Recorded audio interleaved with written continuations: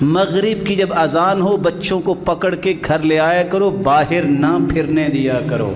حدیث کے الفاظ یہ ہیں اذا استجنح اللیل فکفوا صبیانکم، جب رات شروع ہو، صحیح بخاری کی روایت ہے 3280، بچوں کو پکڑ لو، روک لو، باہر نہ نکلنے دو، برائیاں تبھی پیدا ہوتی ہیں، کنٹرول کرو۔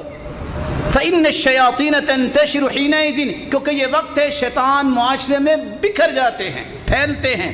فرمایا جب یہ ایک گھڑی یعنی ایک گھنٹہ گزر جائے تو پھر آپ ان کو چھوڑ دو، لیکن اس وقت تک اپنی کسٹڈی میں رکھو۔